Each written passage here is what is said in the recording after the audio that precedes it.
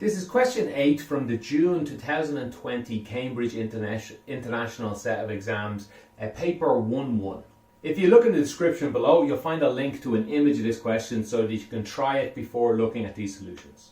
This question involves area and perimeters, and specifically involving a semicircle here. And it gives us lots of numbers. I've tried to put them in on the board. This length here, let me just be a little clearer, is 6 centimeters. Or, well, 6 units, let's just call it. We don't really need anything else. The 15 is a bit confusing. It goes from here all the way around to B. So you do need to read these questions carefully sometimes. You may have misunderstood 15 to be the whole thing. Anything else? I guess we have a right angle in there. Okay, so this question simply asks us to find, they've shaded in here, to find the perimeter of this area. So let me draw that again. This triangle here. They just want to know the length, and the length. Sorry, it's not a triangle, is it? My bad. This arc, this segment, I guess. I'm not sure, can't remember what it's called. So the length of this, and the length of this.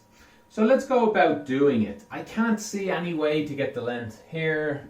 I can't see any way to get this length straight off the bat. But I can see a way to get this arc, the length of this arc.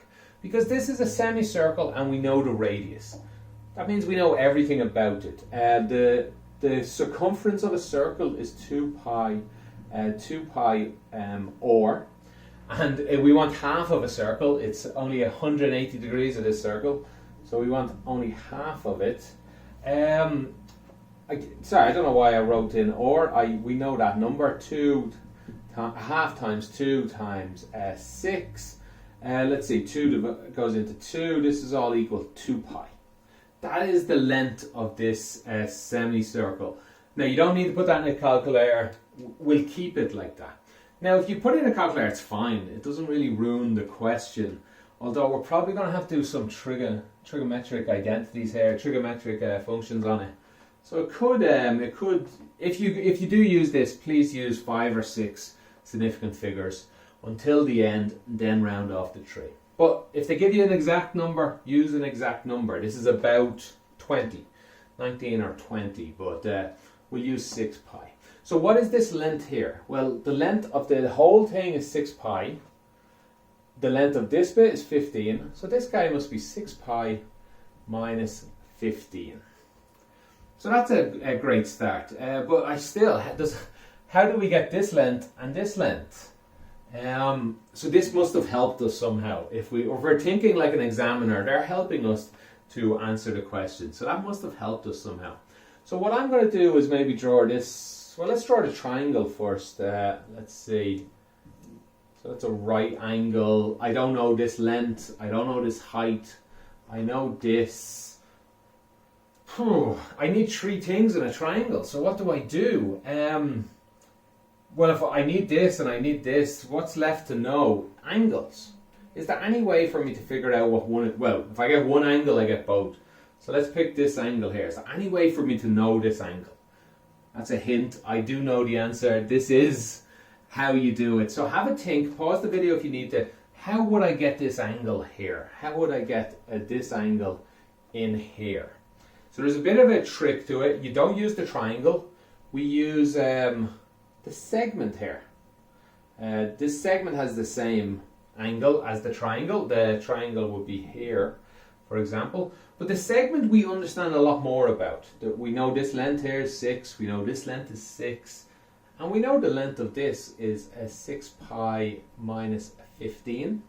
And we also have a formula involving all of these. We have a formula to get the length of this if you know the angle. Therefore, we can go backwards. The formula is just theta or is equal, well, this length, so I'll write in 6 pi minus 15. Where did this come from, by the way? Let me just go ahead and find it for you right now, because it's quite quick. 2 pi r is an entire circle, so theta divided by an entire circle, 2 pi, is this. The 2 pi is just cancelled. So anyway, we have theta or, again, we know what or is, so let me go ahead and put a 6 in. We have 6 6 theta is equal to 6 pi minus 16. Let's clean all that up. Theta is equal to 6 pi minus 15 over 6. Right, now let's go back to this triangle here, the triangle inside. We now know enough. We know 3 things. We know the length 6, we know a 90-degree angle, and we know this angle. I know a lot of students think, but we don't know this. This is still a question. It's not. There's no unknowns here. Put that into a calculator, you'll get a number. I don't care what the number is per se. I'm going to use the exact number here. I'll always just put this in a calculator. I'll never find the answer to it. I don't care, but it's probably, I don't know what it is. I guess it's about 70 degrees or 80 degrees because I've seen what the question looks like at the end. But this is just a number. You have to start thinking of this as just a number. So let's solve this question here again.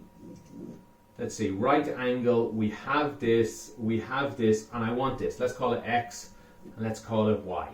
So a formula involving x would be the sine of this angle is equal to x divided by 6. Let's rearrange that so x is on its own. This means x is equal to sine. Instead of theta, let's put in what we know theta is. If we knew it was a number, we'd put that in. This is a number. 6 pi minus 15 over 6. And that's multiplied by 6 out front here. Okay, now this we do need to throw all that into a calculator to get some sort of answer. This is an exact number. You could sort of leave it like this, but I'd like to get a number out at this point, I think. Wrong page. If we put all that in, we will get 3.59. So that is this height here. Doing the same thing, similar thing at least, we'll end up with y is equal to 6 cosine this 6 pi minus 15 over 6. This question has been, I'm really badly laid out my board here, apologies.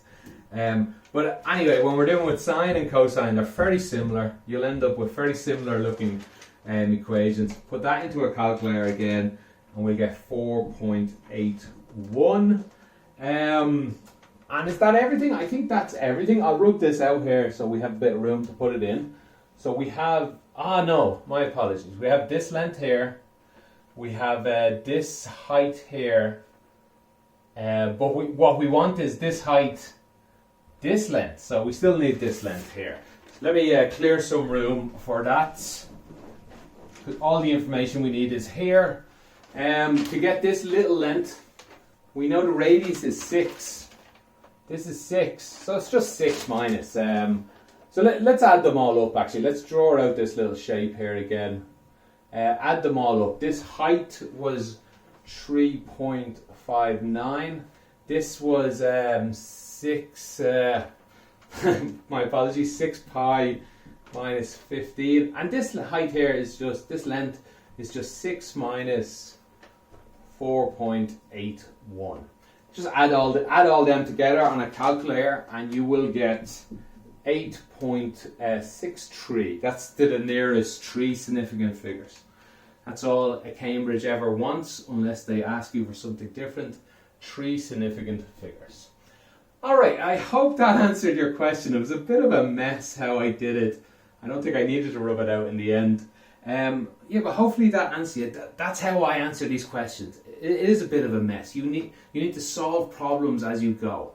That's why maths, I think, could be renamed as problem solving. It's all about solving little puzzles and problems.